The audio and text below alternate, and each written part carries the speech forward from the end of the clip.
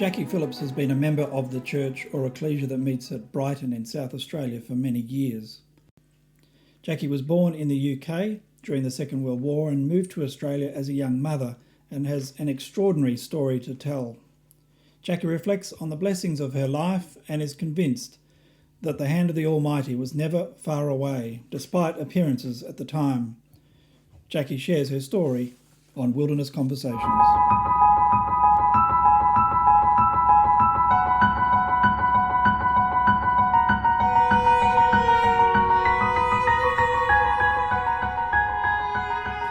Jacky, you were born in the middle of the war, the Second World War in 1943. What do you recall of those early years of your childhood? I don't remember the war at all. I remember being a little bit spooked by the fire alarm, which we have here, and that was actually the all clear. But whether or not I associated that with panic, because I lived on the Thames estuary. I was not born literally there, but in a house there. And the gunners were all out on the Thames estuary to shoot the Germans down who were flying up to bomb London. So basically it was quite a war area. Mum said there was a dogfight going on when I was born, which meant the planes were all up to stop the planes coming in, and the gunners were shooting down the German ones, hopefully not the English ones. But I don't remember any of it at all. My mother was actually previously, her house was bombed, but it was before I was born, with an incendiary bomb, and that was further inland from the estuary, and they burnt their bedroom out. My half-brother, who was about 7 at the time, he was born in 1935, who remembers it very well, had a lot of animals. I had to let them all out so that they wouldn't be burned, and I think they all came back bar one rabbit, even though they could have escaped and dashed through the Essex countryside, freedom at last. But anyway, but I don't have any personal memories of it at all. So you grew up in the post-war years, which would have been, I imagine, quite difficult years. What are your memories of those years? Well, I remember powdered milk, and I remember powdered egg, and I remember sweets, as we called them, confectionery, being rationed till I was perhaps about 7. I knew it was to do with war, but I didn't understand how these coupons worked. But it really, in an indirect sense, it had very little impact on me. My memories of being with both my parents, I have quite a lot of memories, particularly of my father, because he actually died when I was 3 of a brain tumour, which is very good that I can remember so much about him, just little snippets here and there about him. But our life did quite radically change then, because we died basically. They didn't have any money. I think it was about £1,000 or something, which didn't go very far. And the house wasn't my mother's, so she had to leave the house, and we went into foster care. She still had the house at the time. When I say we, my sister, who was 2, and my father died, we both went into foster care, and I started school from foster care. And then the lady who was minding us was having her own baby, and so we were then going to go to an orphanage, but my grandparents took us in. So your mother put you in foster care essentially because she just simply couldn't afford to keep you? I can remember running wild in the neighbourhood. I remember my grandmother coming down, my maternal grandmother. I don't recall ever meeting my paternal grandmother, and they were Christadelphians.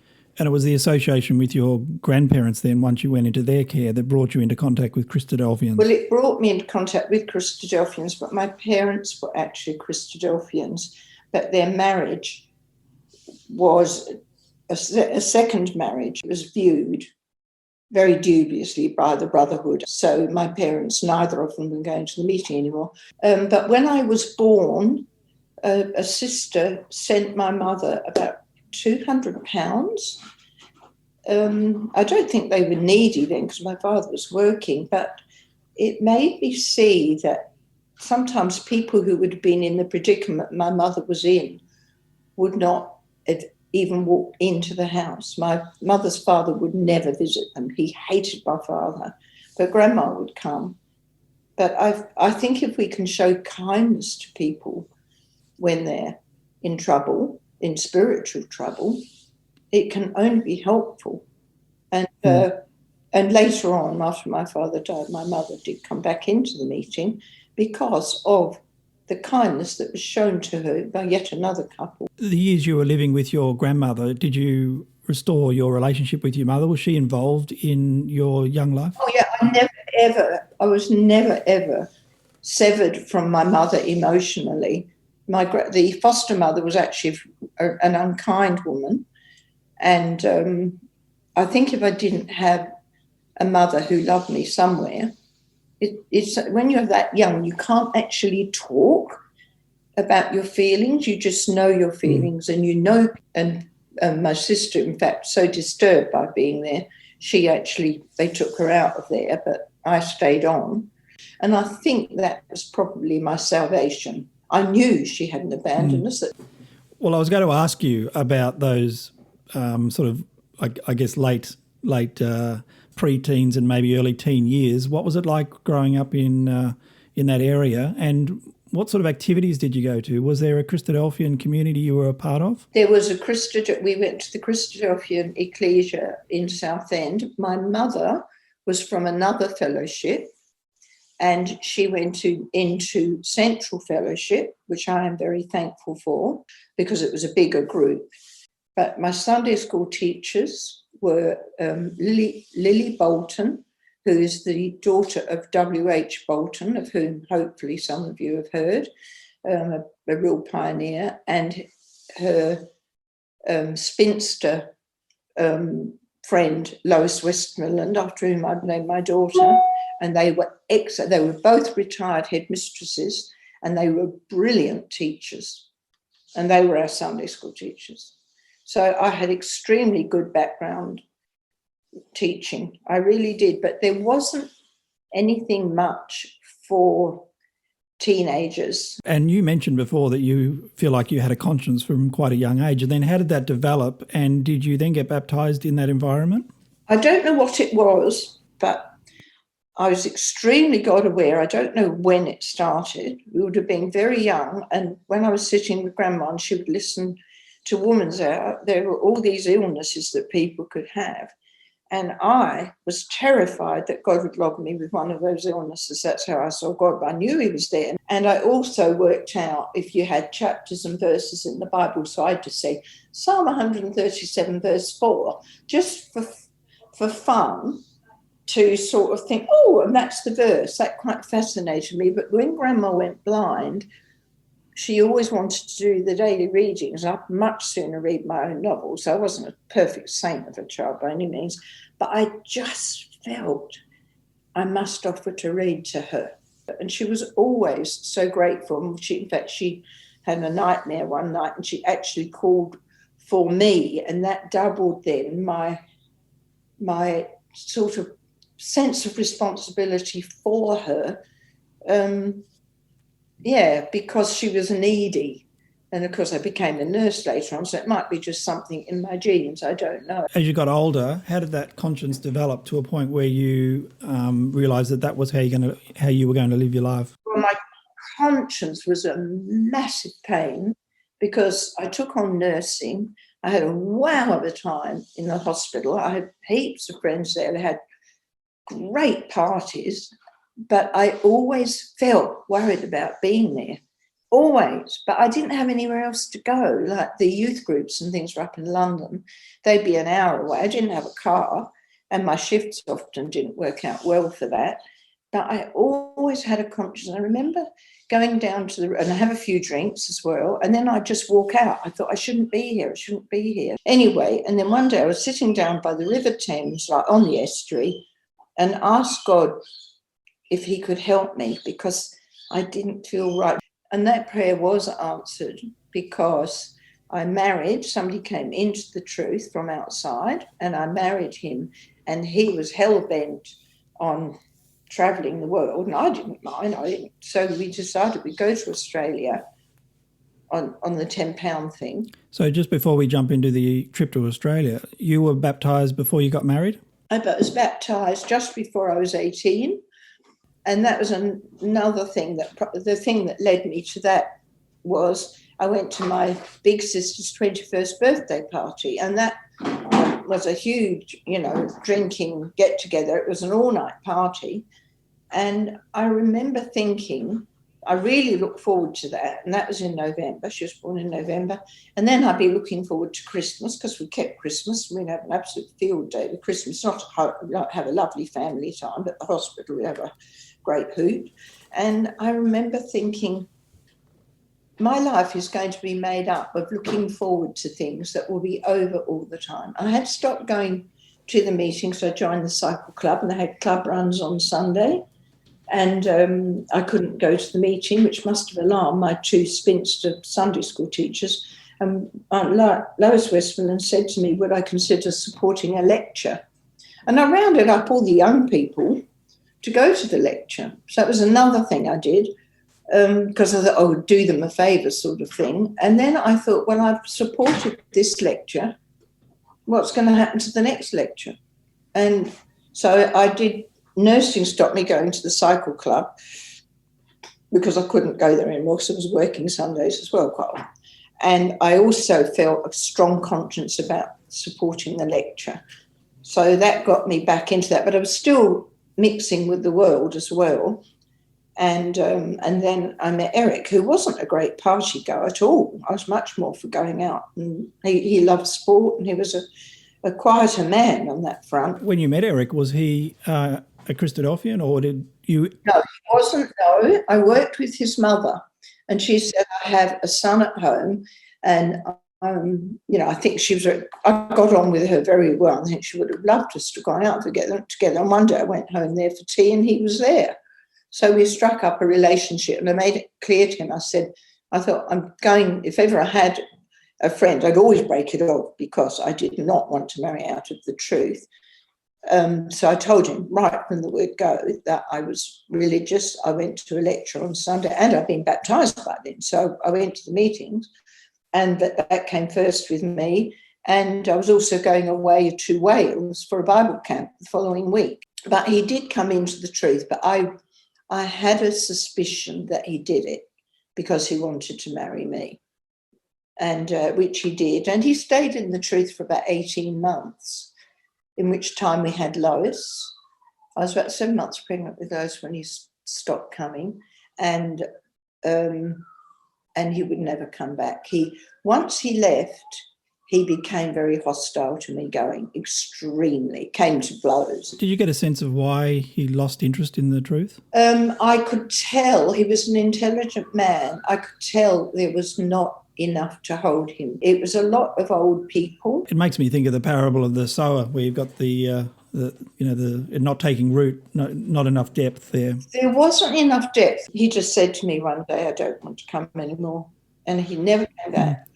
Whether or not we could have kept him going, I don't know. And I reckon, had he not got it into his head to go to Australia, it is just possible. I would have found it too hard. Yeah. That actually, I feel, was very much the hand of Providence.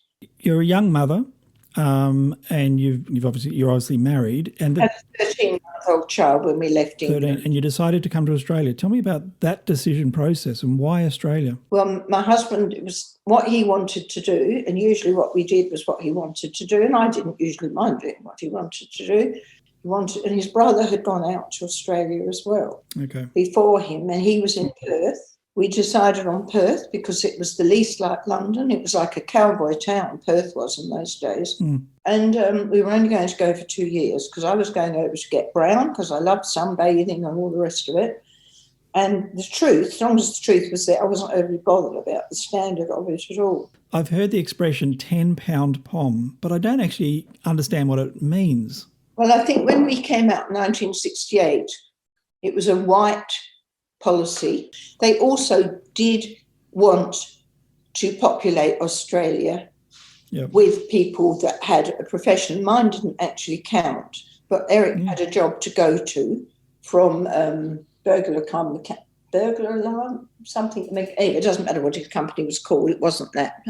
He got a transfer from them to a company in Perth. So he already had a job to go to. And we flew across. But being so, therefore, they would pay the fare of £10. Oh, sorry, I paid £10 and Eric paid £10. Lois sat on my lap, so she was free. And if we didn't stay for 2 years, we would have to pay the Australian government back. But if we stayed for over 2 years, then if we wanted to go home, we paid our fare home, but we didn't have to pay Australia back. Okay. So that's where the £10 comes. It was a cheap fare if you were prepared to migrate to Australia. And it was in the Radio Times, and we saw it there, and we just kept filling out forms. And then to our surprise, suddenly we had a date with Australia House, and suddenly our flights were all booked and we were going. And it was almost as though they took us over. We could have said no at any time, but we were almost like on a treadmill with it. And so you arrive in Australia, no friends, I guess your brother-in-law. Well, there was a brother, Charles Boyle, in Southend meeting, and he had a brother called Brother Thomas Boyle, and his brother met us. He was in Perth, Tom Boyle, and he went to the meeting. It was a long way from where I was. I was in Mill Point Road, and he was going to come and pick me up and take me to that meeting. And I said, that's very, very kind of you. Thank you. And then in the week, I met Michael. Michael was the brother of Eric. We had a coffee with Michael, and I met his girlfriend. And she had a Star of David on. And I said, are you Jewish? And she said, no, I'm not. I said, well, why do you wear a Star of David on? I had a Star of David on as well. And I said, why do you wear that? And she said, it's my religion. I said, what's your religion? And she said, oh, I'm a Christadelphian. So just to pause, so your sister-in-law was a Christadelphian. You didn't know by complete coincidence? Well, she was my potential sister-in-law. She was the girlfriend. Gotcha. Yeah. And I said, oh, I'm a Christadelphian as well. Shirley, my potential sister-in-law, went to Perth Central. And I said, Perth Central, where's that? She said, well, it's at the end of Mill Point Road where you're living. She said, you could walk there. And I said to her, oh, I said, well, what's the difference? And she said, well, they study more there. And when I used to go to studies in England, I'd pick it up. I just did. I picked up things that they said, and I'd want to know more. And just occasionally you'd find somebody you could talk it through with. So I said, I think I'll go there. And I went there. They had great study leaders, and I absolutely haunted those brethren. I'd be asking them questions all the time. And also I made very good friends with Angela Healy that now is, and she was extremely good to me. And she said, you need to be an example to Eric. And she got me to study the first epistle of Peter. So this is where Lois was a marvellous child. I never read my Bible in front of Eric. I knew not to do that. So he'd go to work. Lois would go to sleep from 10 till 1.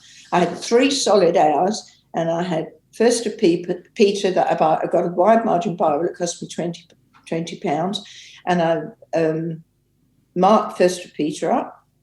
Robert Roberts, I read him on the Law of Moses, and there was another book. I think I did the first 2 parts of Elvis Israel in the first 2 years that I was in Australia. I did get stuck on the 3rd part. I really struggled with that.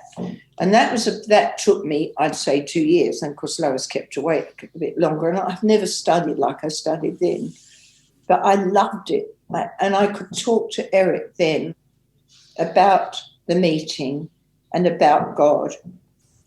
And I didn't cry when he said, I'm not coming back. I always cried, which I'm not the person for crying much at all. I always ended up in tears.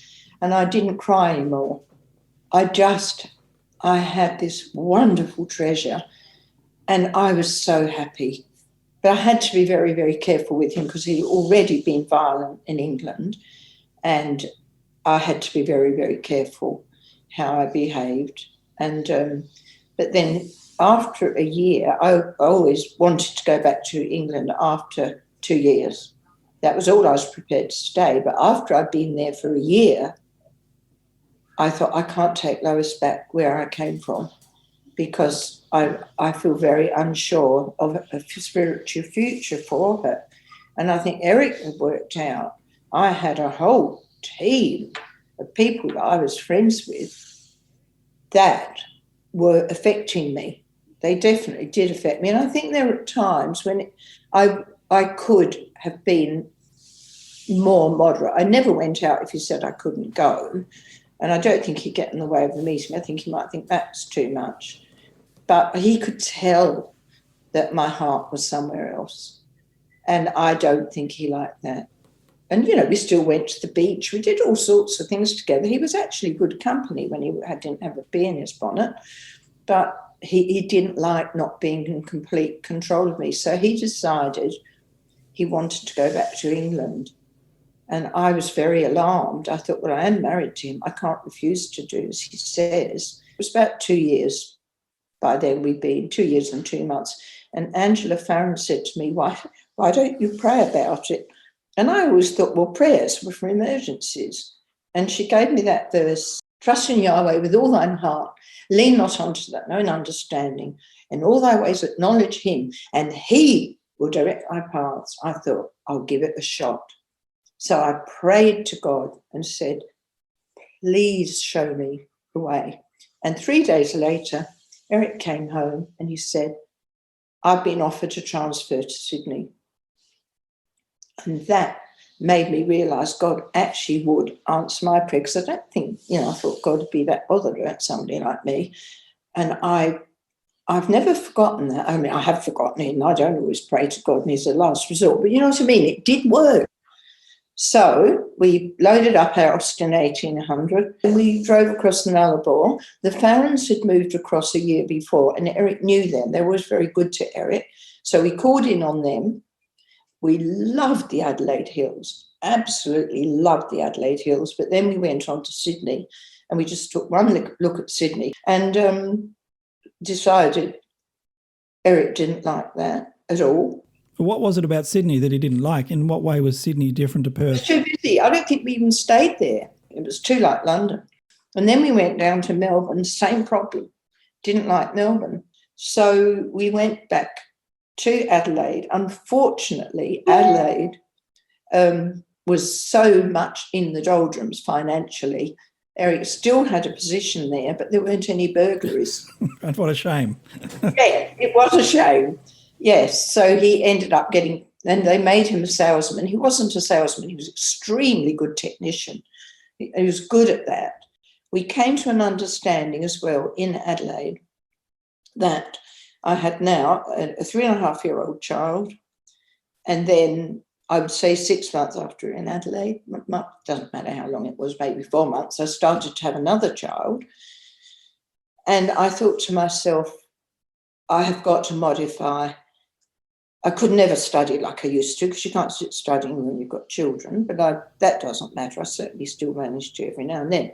But I had to be more of a mother and more of a homemaker and more be there for Eric. So we came to the understanding, if both the children were asleep, I could go to the class. I could have the car and go to the class. And he didn't ever stop me from going to the meeting unless he was very angry. And he always said, you can't go to the class and we won't be having thanks at them for meals and then he'd sort of think, it's pushed his luck, I think. So I don't know that he ever actually stopped me from going when push came to shove. But he did take Lois away from going to Sunday school sometimes. And we bought a house, and Mr. Sadiq lent me $1,000 so as I could buy a house in Perth. He's a Jewish man, and I was very friendly with his son, Brian Sadiq, who was obviously also Jewish. He was a brother, and he used to get depressions, and I could cheer him up. And so Mr. Sadiq really liked me. He was called Judah, and he lent me $1,000 to put down on a house. So I had the $1,000 and we put it down on a house in Coromandel Valley, and we had 2 more big mortgages on it. And then I was also expecting a baby. This was my second baby, and Eric got into debt. He wouldn't pay the mortgages, and he went bankrupt and said, and he said, I want to go back to England. And he couldn't afford to take me. And so he was bankrupt. That means that official receiver takes all our assets, which were extremely small, and his assets. He couldn't take mine because I wasn't the bankrupt. But Eric had equity in the house. You can't chop a house in half. So the house needed to be sold, and Eric was going to take his half and go back to England. So he went and left me there with the children, with Lois, and he left me with $30. Anyway, none of that matters, actually. What matters is it was very difficult being there. I had to go and ask Brian for some money in the end because I don't want to starve. I've got a child and I'm pregnant. And he gave me $20, which was a lot of money in those days. So I could buy some food. Anyway, Eric wrote to me. Oh, no, as I did, I said to God, I do not know what to do. I said, I'm going to have this baby. Then I'll sell the house. I don't know what was happening with the mortgages. I actually can't remember. I must have gone backwards. But I said, if Eric wants to come back here, and he hated Australia, hated it, though the dice was weighed heavily in his favour that I would end up back in England. But I said, if he comes back, I don't like putting God to a test, but I'm so sick of the dilemma of this blinking England business and what to do. If he comes back, may I read that as a sign that I'm allowed to live here, and that is where you want me to be. Mm. And he wrote to me and he said, I'm coming back. And his dear old Auntie Daisy, she was his great aunt, she had in her coal cellar some money hidden, and she was so worried about me being over here on my own, rather more than he was, I would say, she paid for him to come back. So at this stage, you had Lois was your daughter. How old was Lois around this time? She was 4. 4. And then Lynn was born and Eric comes back. No, now, I still hadn't had Lynn when he came back. So Eric comes back before Lynn is born. Yes. So then we had to deal with the official receiver because he still wanted our house. And I can remember him ringing the house.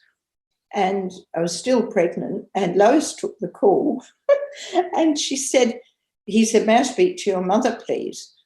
And so Lois said to him, well, Mum's busy at the moment. She's getting the ants out of the jam. I thought that told a story. We couldn't afford to chuck it out. We can get the ants out and eat the rest of it, sort of thing. Anyway, I said to the official receiver, very mumsy was I said, I'm expecting a baby. I said, I want to try and keep the house. I'm expecting a baby and I want to feed the baby myself. And I said, I'm considering working to secure the house. And he said, well, all right then.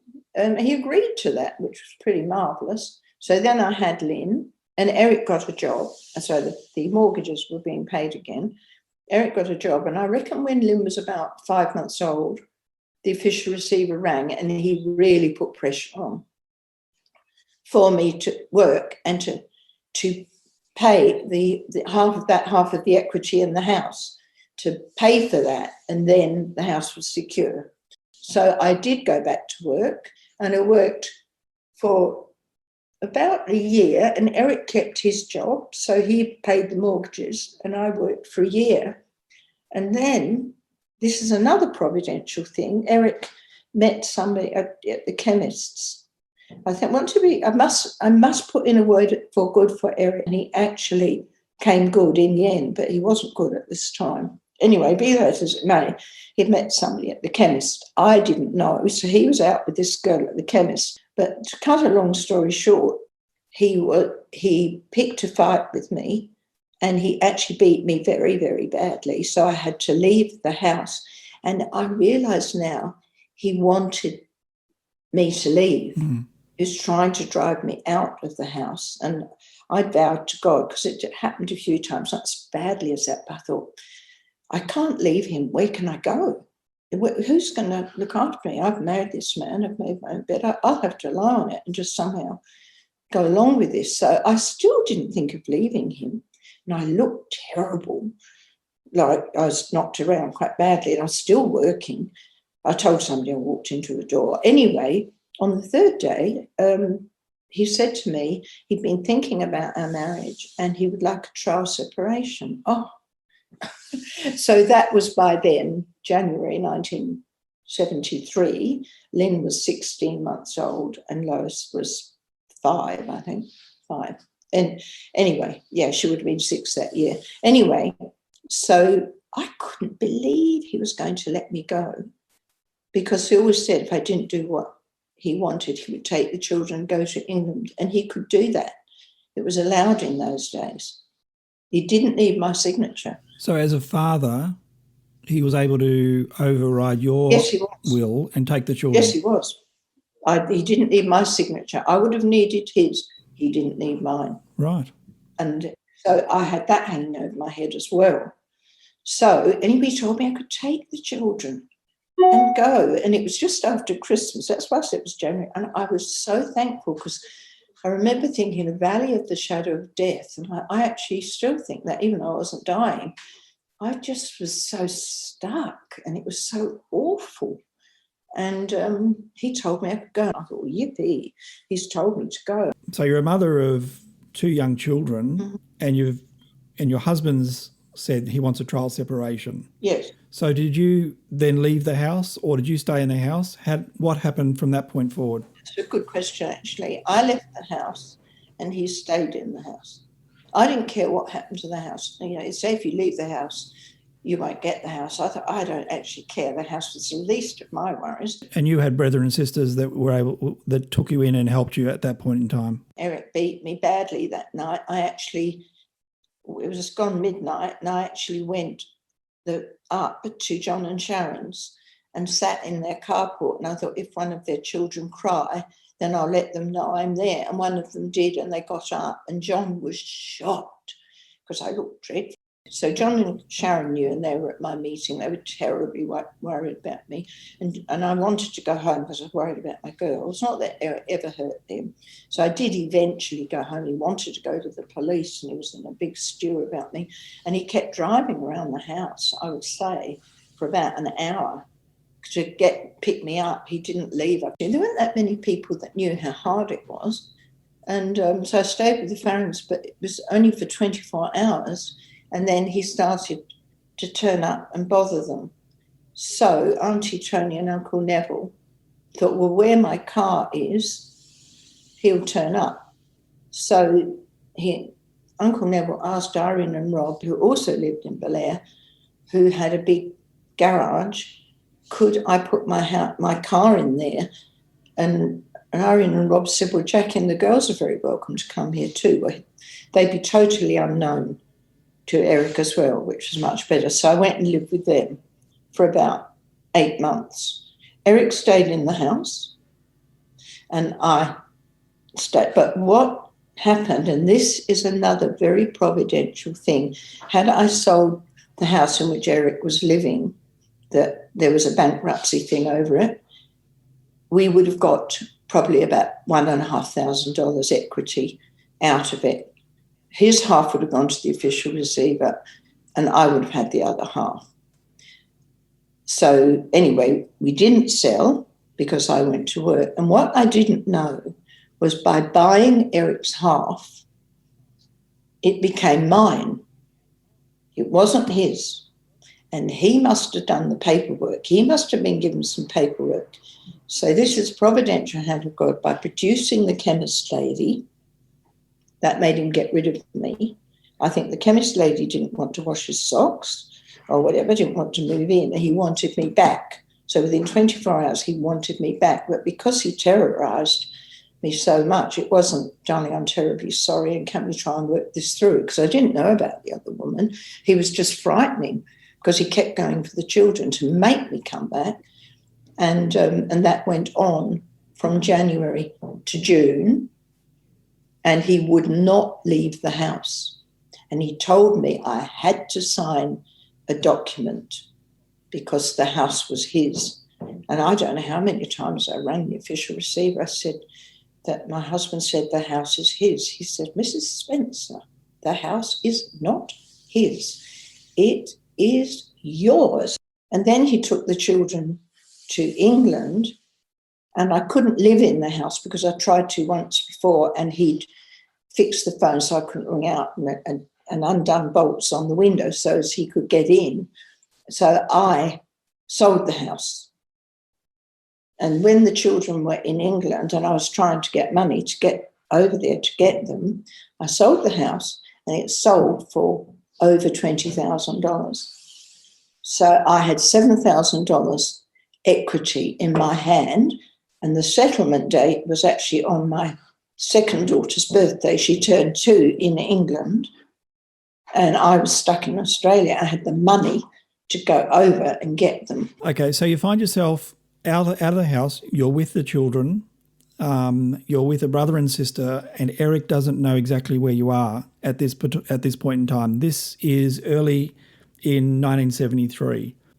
So how did that year play out? What happened as that year progressed? All right, the brother and sister with whom I was permanently at that stage, we went for a holiday at West Beach in a caravan park. I was still working. I had to pay 2 mortgages because the house was in my name now, and Eric wouldn't move out. So he was in the house. I've got 2 mortgages and the children to keep. And one day,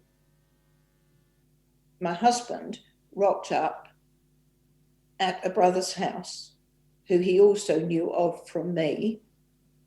And he said, I will do anything to get my wife back. And so the first thing the brother said was, well, first of all, before I can help you, you need to provide for your wife and children. You need to bring something for their maintenance when you come next time to see me. When he came next time, he hadn't been able to go to the bank, hadn't been able to do this, hadn't been able to do that. So the brother waived that. And he also gave his passport to that brother to show that he would not take the children away from me, which was a wonderful act of trust and very moving. But he came 3 times without money for maintenance. So the brother said to him, I'm very sorry. I thought he was very wise. He said, I cannot go any further than this with you because you are not prepared to support your wife and children. And that was the end of that.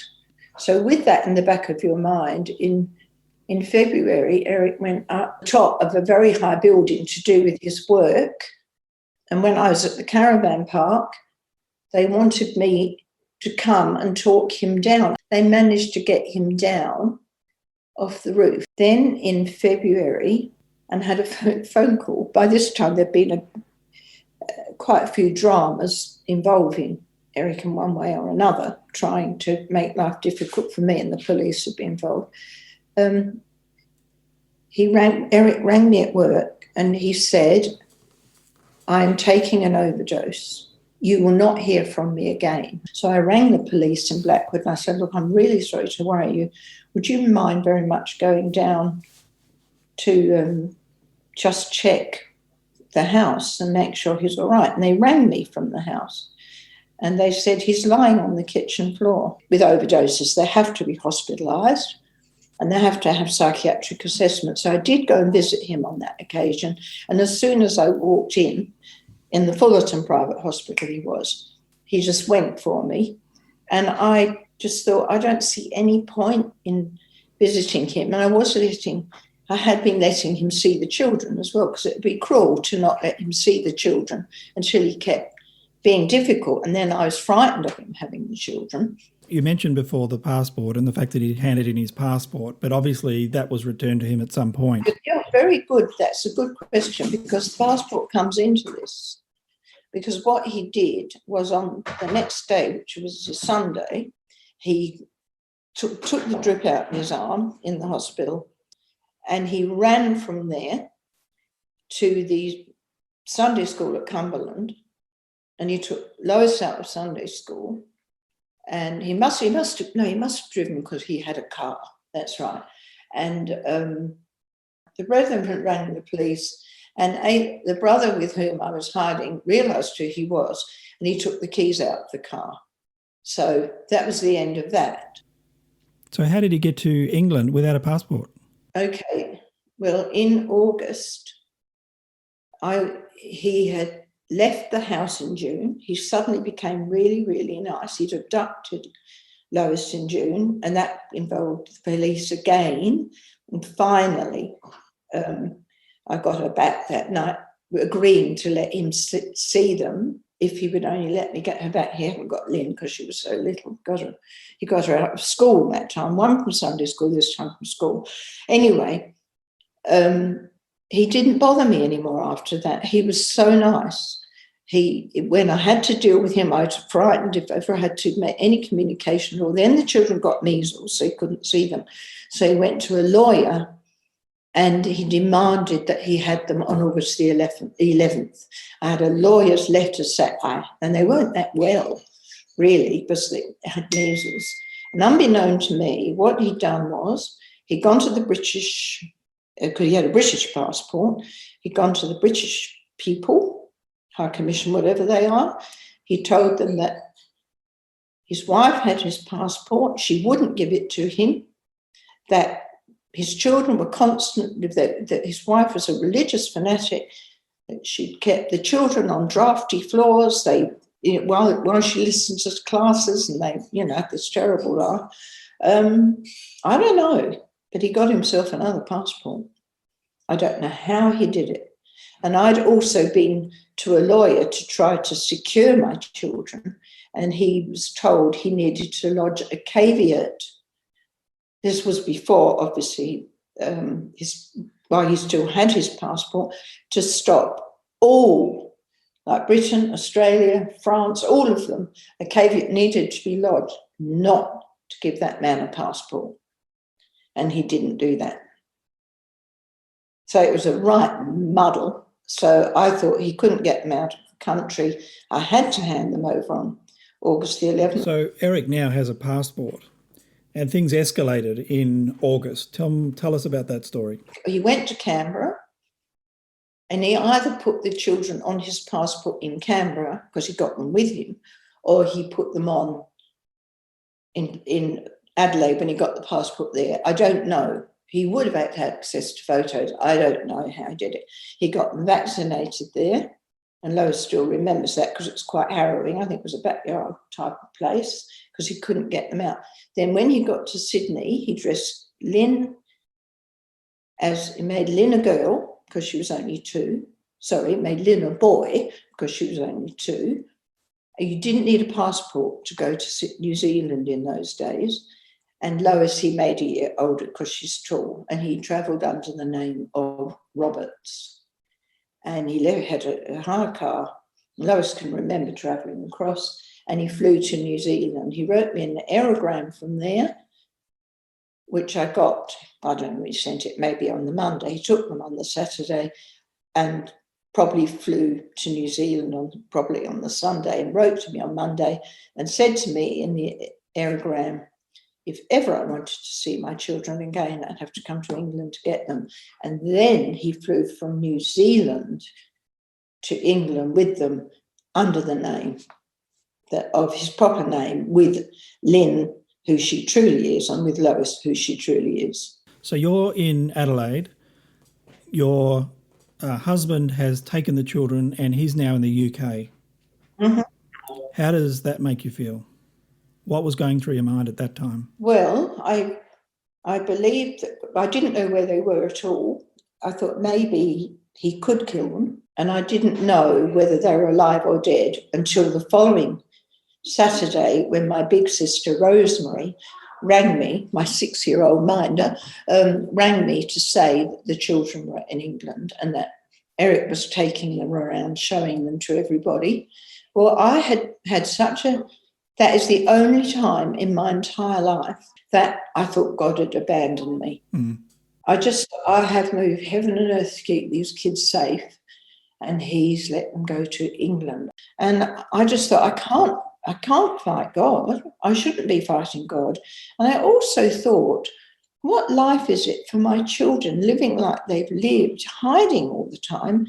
Maybe they would be better with Eric, because they could be free. The 2 main ladies who have been with me through thick and thin, sisters, were so absolutely, upset at my attitude. And I said, but I've just got to try and factor in what God wants. Anyway, I thought, well, I'll give it a go to try and get them back. So on the Monday, which was the 20th of August, I went, and they're gone on the 11th, I went down to the British place to try and work out what had happened. And a lady there, she looked at me, she said, I think I know who you are. She said, are you very religious?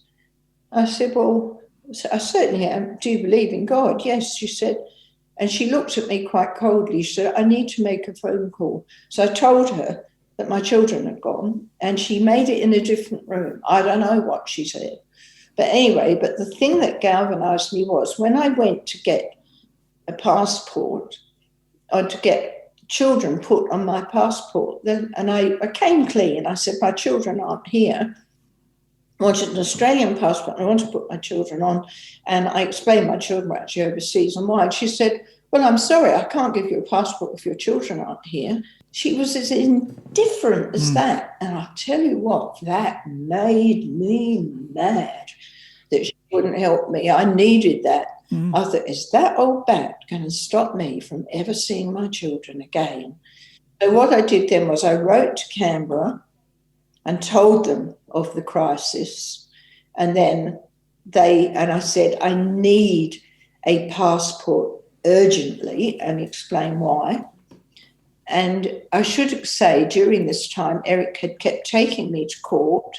I never went, and the court always said the children should be with me, till finally he went to the Supreme Court of South Australia, and they still awarded the children to me on the understanding Eric could see them for 3 hours on Saturdays, so long as his passport was surrendered.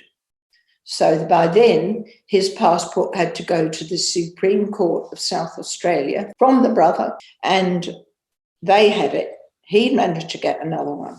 So even though his passport had been given into the Supreme Court, he was able to go to the British consulate and get another one, even though the other one had been, that wouldn't happen today. It would not happen today. So, Jacky, you're in Australia.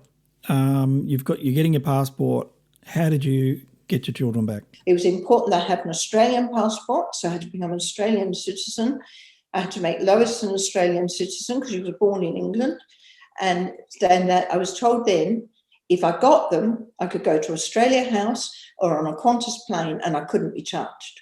So you get on a plane and you go to England searching for your two girls. How did that play out? Well, that kept played out because the brother and sister with whom I lived for 8 months, her mother-in-law was extremely concerned about everything that happened. She agreed to pay the fare of her daughter-in-law to England with me, and her husband paid her fare home. So I went over there with her, and I also went to my solicitor. But he wrote me 2 letters. He wrote me one to some solicitors that he knew there, and he wrote me one to a group of detectives. We landed in London, and we went straight to the solicitors because I wasn't happy to go to detectives because they may use violence. And they did see us, and they said, we're very, very sorry. This is a providential hand of God. So we're very, very sorry. There is nobody here that can help you. It was August. They're all on holiday. They said, we've only got a solicitor's aid here. We recommend you go over to the detectives. And the men in the detectives in Piccadilly Circus, you've never met a posher couple of blokes in your life. And they read the letter, and they said, we would really love to help you. But he said, the only person who can actually grab those children is you. And he said, we would be breaking the law because on British soil, they're as much his as yours. Right. And I said, I can't grab them. I said, because he's 12 stone and I'm 9 stone. And that is the rule of the house. So the sister and I made a rather dejected way back to the other place. And we just said, look, could we see the solicitor's aid? We've got no other means of help at all. We saw him and he said, I would like you to see a barrister. He said he is a very brilliant man, but he is very, very hard to get hold of. So he rang the barrister, and the housekeeper answered. She said, "I'm very sorry." She said, "He's not here." Well, the ideal barrister miraculously became available within a minute. So we went and saw the barrister, and he said, "I can get you before a judge the next day." So with a barrister, how did you then secure the girls? We had to ring at midday the next day to find out if we could see a judge. So the next day at midday we rang, and we could see a judge. So we went to the court. They said, "This next case is a closed court. Everybody out, everybody out." So I got up to go, and the sister with me said, "Don't you go, it's your case." So they didn't want anyone there in case somebody there knew Eric. They were spot on. So then I had to go and stand in the thing and affirm that I wouldn't tell a lie. And then Mr. Sitch came over and he put that aerogram in front of me and said, "Would you say this is your husband's handwriting?" And I said, "Yes, it is." And then he went to the judge, and the judge looked at it, and Mr. Sitch said, "You can see," I wasn't meant to answer Mr. Sitch, I had to keep answering the judge, and he said, "You can see the motive of this man for taking these children." It was in writing. He was going to make them wards of court, which meant neither of us would have them. I'll be stuck in England forever, probably.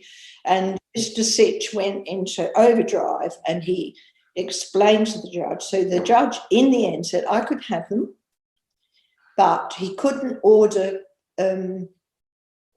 because it wasn't a civil matter, it was a civil matter and not a criminal matter. He couldn't order police aid, he could only request it. So then we went from London on the train with Mr. Cooper, our solicitor's aide, all the way down to the main town of Southend. We went to the police station there, and Mr. Cooper was terrified he'd get clobbered by Eric, and he was absolutely in a sweat about that. And after a long deliberation, one policeman was allowed to come with us. So we hopped into his car. But when he got to a country town called Ashington, where I knew Eric had got the children with his mother, we picked up 2 more policemen. And then with an army, we went to the house. And they took him very seriously. 2 went round the back, and 1 went in, and the sister with me went in. I eventually went in as well, and we got the girls. And what was Eric's response when you showed up with policemen and a court ruling that the children were yours to take? Well, he was shocked, but he had it together. He said, "Darling, what a lovely surprise." Anyway, and then we left, but this is another miracle. He was given papers. He had 11 days to appeal, and he appealed on the 12th day. And by now, you're on your way home, both legally and literally. Eric was no fool. I mean, he was a complete fool on a spiritual plane, but he should have read that properly, but he thought by not responding, he thought he'd stop me from leaving. And so Mr. Cooper rang the sister who hid me. She was an elderly sister. She was marvellous. He rang her and he said, "Is Mrs. Spencer still there?" And she said, "I'm terribly sorry. No, they've left." And his words were, "Thank God for that." And that was absolutely so. We never hit anyone. We never broke any laws. We did what the laws of the land required. And the reason why they gave the children to me was because the Supreme Court of South Australia comes under the Queen, and the ruling of the Queen's Court had been violated by that man. And so South Australia said if he comes back, he will go to jail for 6 months. And he did come back once, I think, on the quiet, but we never saw him. Jacky, when you look back over your life, and particularly these circumstances, how do you reflect on that? I reflect on the enormous hand of God in my life, because I prayed to him. I said, "I don't care what I go through. I want to bring my children up in the truth." I just thought, God does answer your prayer if you just hang in there. And I'd like to say this if I've got time. Lois did connect with her father because she remembered him, and he wasn't actively cruel to her. And in the end, we all were able to talk together again. He treated the children with respect, like my 2 girls. And in the end, Lynn, who never remembered him, she grew to really love him. And we all went over when he was sadly dying.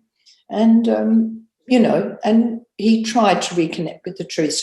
And it was marvellous to see that. And I got up to the promises to Abraham with him. He asked for that. I didn't ask him. Have to leave that with God. Jacky, thanks very much for talking with Wilderness Conversations. Oh, that's all right.